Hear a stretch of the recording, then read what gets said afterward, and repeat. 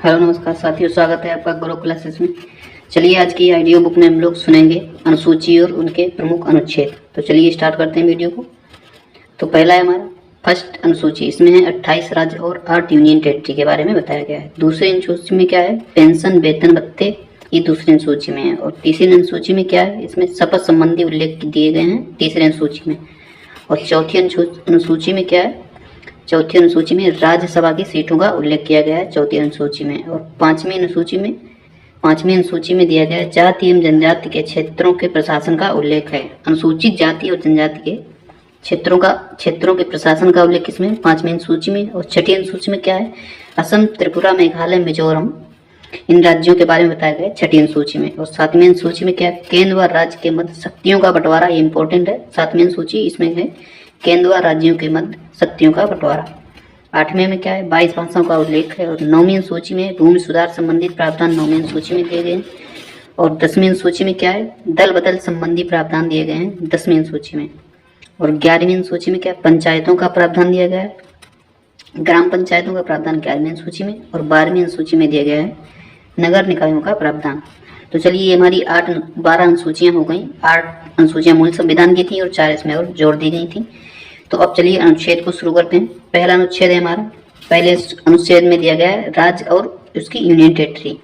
अनुच्छेद 5 से 11 में दिया गया है नागरिकता। आर्टिकल 14 के अंदर दिया गया है विधि के समक्ष समानता। और आर्टिकल 17 के अंदर दिया गया है अस्पृश्यता का अंत, यानी अनटचेबिलिटी का अंत। ये अनुच्छेद 17 के अंदर दिया गया है। चलिए देखते हैं अनुच्छेद 18 को। अनुच्छेद 18 में दिया गया उपाधियों का अंत। और आर्टिकल 19 फर्स्ट ए में दिया गया है विचार एवं अभिव्यक्ति की स्वतंत्रता।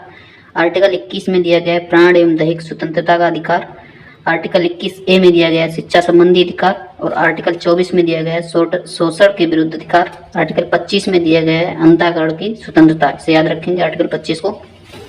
इसमें दिया गया है आर्टिकल 25 में अंतःकरण की स्वतंत्रता। आर्टिकल 32 में दिया गया है संवैधानिक उपचारों का अधिकार। आर्टिकल 37 में दिया गया है डीपीएसपी। आर्टिकल 37 में लिखा है डीपीएसपी अपरिवर्तनीय, यानी अगर कोई भी विवाद होता है तो आप इसको लेके कोर्ट में नहीं जा सकते हैं डीपीएसपी के थ्रू। और अगला है हमारा आर्टिकल 38। आर्टिकल 38 में दिया गया है लोक कल्याणकारी राज्य। आर्टिकल 39 ए में दिया गया है निःशुल्क विधिक सहायता। और आर्टिकल 40 में दिया गया है ग्राम पंचायतों का गठन। आर्टिकल 44 में दिया गया है समान सिविल संहिता, यूनिवर्सल सिविल कोड। और आर्टिकल 47 में दिया गया है पोषण संबंधी अधिकार। आर्टिकल 50 में दिया गया है कार्यपालिका और न्यायपालिका एक दूसरे से अलग होती हैं, ये आर्टिकल 50 में बोला गया है। आर्टिकल 51 में क्या है, आर्टिकल 51 में अंतर्राष्ट्रीय शांति। आर्टिकल 51 ए में है फंडामेंटल ड्यूटीज। आर्टिकल 52 में राष्ट्रपति का पद आर्टिकल 52 में। और आर्टिकल 53 में क्या है, कार्यपालिका शक्तियां। और आर्टिकल 54 के अंदर क्या है, निर्वाचक मंडल है। और आर्टिकल 55 के अंदर क्या है, ये निर्वाचन विधि। सभी राष्ट्रपति के आर्टिकल 52 से और 61 तक सभी राष्ट्रपति के बारे में दिया गया है कि आर्टिकल 53 में जो कार्यपालिका की शक्ति है वो राष्ट्रपति के पास होगी। और आर्टिकल 54 में दिया गया है राष्ट्रपति का निर्वाचन मंडल। और आर्टिकल 55 में दिया गया है राष्ट्रपति के निर्वाचन की विधि। और आर्टिकल 56 में दिया गया है राष्ट्रपति का कार्यकाल। और आर्टिकल 60 में दिया गया है राष्ट्रपति की शपथ। और आर्टिकल 61 में दिया गया है राष्ट्रपति पर महाभियोग। और बात करें आर्टिकल 63 की, तो आर्टिकल 63 में दिया गया है उपराष्ट्रपति के बारे में बताया गया, उपराष्ट्रपति के पद के बारे में। और आर्टिकल 64 में क्या बोला गया है, आर्टिकल 64 में बोला गया है कि राज्यसभा का प्रधान सभापति उपराष्ट्रपति होगा, इसे इंपॉर्टेंट मार्क कर लेंगे आर्टिकल 54 को। आर्टिकल 71 में बोला गया है चुनाव विवाद राज्य का, राष्ट्रपति का या उपराष्ट्रपति का किसी का भी अगर चुनाव विवाद है तो उसका निपटारा सुप्रीम कोर्ट करेगा। आर्टिकल 72 के अंदर दिया गया राष्ट्रपति द्वारा क्षमादान की शक्ति। आर्टिकल 76 में बोला गया है महान्यायवादी के बारे में। आर्टिकल 108 में बोला गया है संयुक्त बैठक के बारे में। आर्टिकल 110 में है धन विधेयक। आर्टिकल 112 में है वार्षिक वित्तीय विवरण, जिसे बजट कहते हैं। और आर्टिकल 123 के अंदर है राष्ट्रपति का अध्यादेश। और आर्टिकल 213 के अंदर है राज्यपाल का अध्यादेश।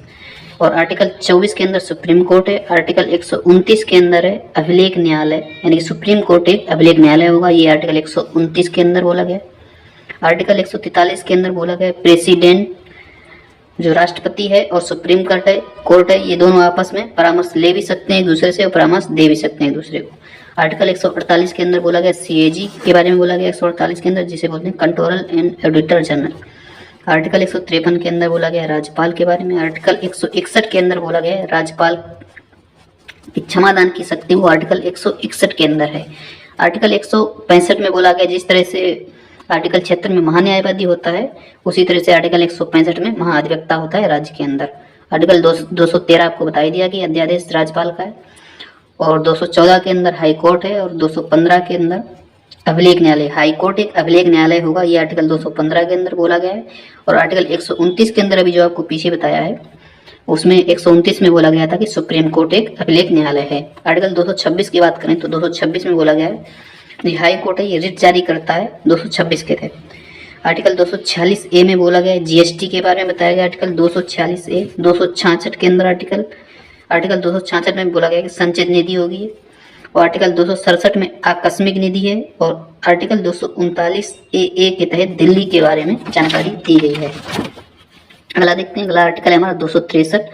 आर्टिकल 263 में अंतरराज्यीय परिषद के बारे में बताया गया। आर्टिकल 280 के अंदर वित्त आयोग के बारे में बताया गया। आर्टिकल 301 के अंदर संपत्ति का अधिकार, जो कि पहले मौलिक अधिकार था, अब इसे निकाल के जो आर्टिकल 31 के अंदर जो मौलिक संपत्ति का अधिकार था उसे निकाल के 301 के अंदर विधिक अधिकार के रूप में संपत्ति के अधिकार को 301 के अंदर सम्मिलित कर दिया है। आर्टिकल 315 के अंदर है यूपीएससी, और आर्टिकल 324 के अंदर है निर्वाचन आयोग, और आर्टिकल 338 के अंदर है एनसीएससी, आर्टिकल 338A के अंदर है एनसीएसटी, और आर्टिकल 343 के अंदर है राजभाषा। तो ये संविधान में जितने भी महत्वपूर्ण आर्टिकल थे उनकी आपको ये ऑडियो बुक जारी कर दी गई है। अगर आपको वीडियो पसंद आता है तो इसे लाइक करना, और इसी तरह का अगर वीडियो आपको ऑडियो बुक दूसरी चाहिए तो आप लोग कमेंट बॉक्स में जरूर बताएंगे, तो उसके ऊपर एक ऑडियो बुक जारी कर दी जाएगी। मिलते हैं नेक्स्ट वीडियो में, तब तक के लिए जय हिंद, थैंक यू।